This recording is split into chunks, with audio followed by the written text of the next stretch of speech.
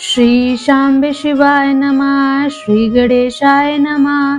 मित्रों, आज हम रुद्र संहिता के सृष्टि खंड के 8वें और 9वें अध्याय के महत्व को जानेंगे और समझेंगे। ब्रह्मा और विष्णु को भगवान शिव के शब्द में शरीर का दर्शन, उमा सहित भगवान शिव का प्राकट्य, उनके द्वारा अपने स्वरूप का विवेचन तथा ब्रह्मा आदि तीनों देवताओं की एकता का प्रतिपादन। ब्रह्मा जी बोले, इस प्रकार हम दोनों देवता गर्व रहित हो निरंतर प्रणाम करते रहें। हम दोनों के मन में एक ही अभिलाषा थी कि इस ज्योतिर्लिंग के रूप में प्रकट हुए परमेश्वर प्रत्यक्ष दर्शन दे। दीनों के प्रतिपालक, अहंकारियों का गर्व चूर्ण करने वाले तथा सबके प्रभु अविनाशी शंकर हम दोनों पर दयालु हो गए।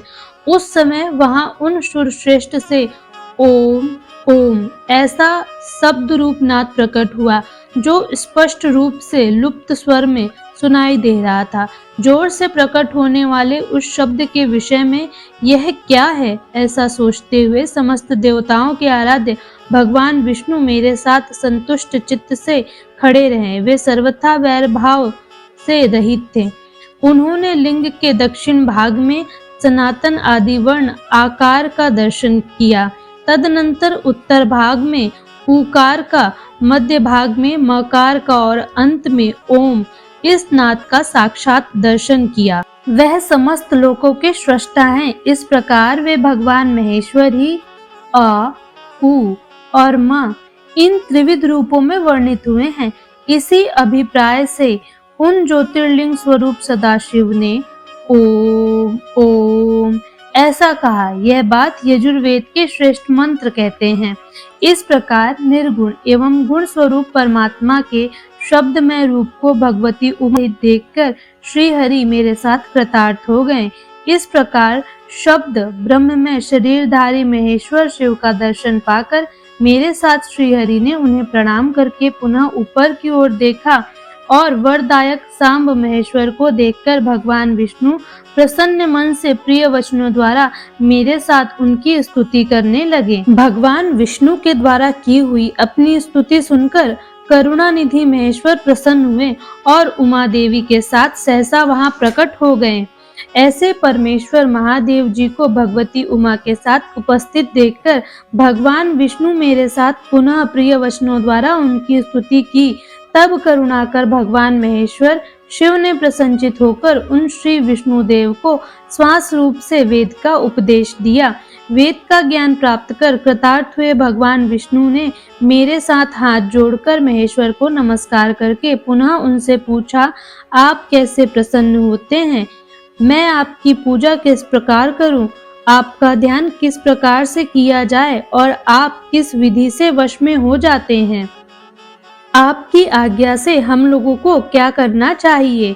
कौन कार्य अच्छा है और कौन बुरा है?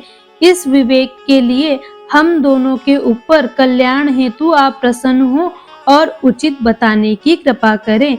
हम दोनों पर कृपा करके यह सब कुछ एवं अन्य जो कहने योग्य है वह सब हम दोनों को अपना अनुचर समझकर बताएं। यह बात सुनकर प्रसन्न हुए कृपानिधान भगवान शिव प्रीति पूर्वक यह बात कहने लगे, मैं आप दोनों की भक्ति से निश्चय ही बहुत प्रसन्न हुआ हूँ। आप दोनों महाबली देवता मेरी स्वरूप भूत प्रकृति से और मुझ सर्वेश्वर के दाएं और बाएं अंगों से प्रकट हुए हैं।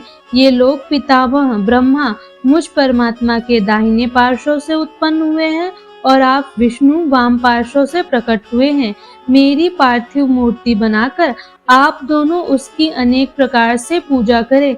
ऐसा करने पर आप लोगों को सुख प्राप्त होगा। आप मेरी आज्ञा का पालन करते हुए जगत की सृष्टि कीजिए और हे विष्णु, आप इस चराचर जगत का पालन कीजिए। हम दोनों से ऐसा कहकर भगवान शंकर ने हमें पूजा की उत्तम विधि प्रदान की, जिसके अनुसार पूजित होने पर शिव अनेक प्रकार के फल देते हैं।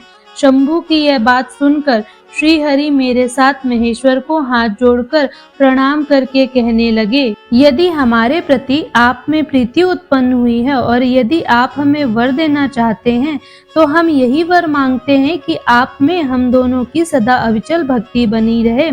ऐसी विष्णु की बात सुनकर महेश्वर बोले, मैं आपको एक गोपनीय बात बता रहा हूँ। आप दोनों प्रकृति से उत्पन्न हुए हैं, किंतु ये रुद्र प्रकृति से उत्पन्न नहीं है। मैं अपनी इच्छा से स्वयं ब्रह्मा जी की प्रकृति से प्रकट हुआ हूँ। गुणों में भी मेरा प्राकट्य कहा गया है। जैसा कि लोगों ने कहा है कि हर तामस प्रकृति के हैं, वास्तव में उस रूप में अहंकार का वर्णन हुआ है। उस अहंकार को केवल तामस ही नहीं, वैकारिक यानी कि सात्विक भी समझना चाहिए। सात्विक देवगण वैकारिक अहंकार की ही सृष्टि हैं।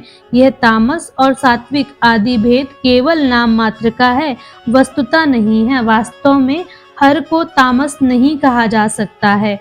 मेरे अंश से प्रकट होने वाले जो रुद्र हैं, वे इसका प्रलय करने वाले होंगे। ये जो उमा नाम से विख्यात महेश्वरी प्रकृति देवी हैं, इन्हीं की शक्तिभूता वाग देवी ब्रह्मा जी का सेवन करेंगी। पुनः इन प्रकृति देवी से वहाँ जो दूसरी शक्ति प्रकट होगी, वे लक्ष्मी रूप से भगवान विष्णु का आश्रय लेगी।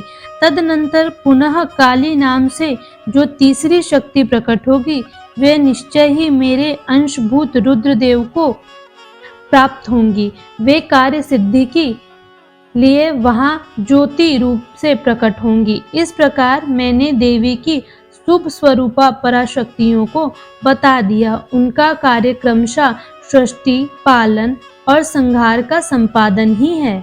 आप सब लोग अवश्य ही संपूर्ण आश्रमों तथा उनसे भिन्न अन्य विविध कार्यों द्वारा चारों वर्णों से भरे हुए लोक की सृष्टि एवं रक्षा आदि करके सुख पाएंगे।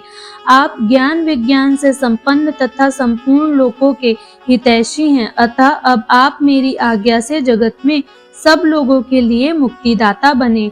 मेरा दर्शन होने पर जो फल प्राप्त होता है, वही फल आपका दर्शन होने पर भी मैंने आज आपको यह वर दे दिया। यह सत्य है, इसमें संशय नहीं है। मेरे हृदय में विष्णु और विष्णु के हृदय में मैं हूँ। जो इन दोनों में अंतर नहीं समझता, वही मेरा मन है, अर्थात वही मुझे प्रिय है। श्री हरि मेरे बाएं अंग से प्रकट हुए हैं, ब्रह्मा दाहिने अंग से उत्पन्न हुए हैं और महाप्रलयकारी विश्वात्मा रुद्र मेरे हृदय से प्रादुर्भूत हुए हैं। मैं ही ब्रह्मा, विष्णु और भव नाम से तीनों रूपों में विभक्त हो गया हूँ। मैं रज आदि तीनों गुणों के द्वारा सृष्टि, पालन तथा संहार करता हूँ। इस प्रकार से यह अष्टम और नवम अध्याय यहीं पर समाप्त होते हैं। मैं आपको मिलूंगी अगले वीडियो में अगले अध्याय को लेकर। तब तक के लिए हर हर महादेव। और जो भी इस चैनल पर नए हैं, कृपया करके वो चैनल को सब्सक्राइब कर लें।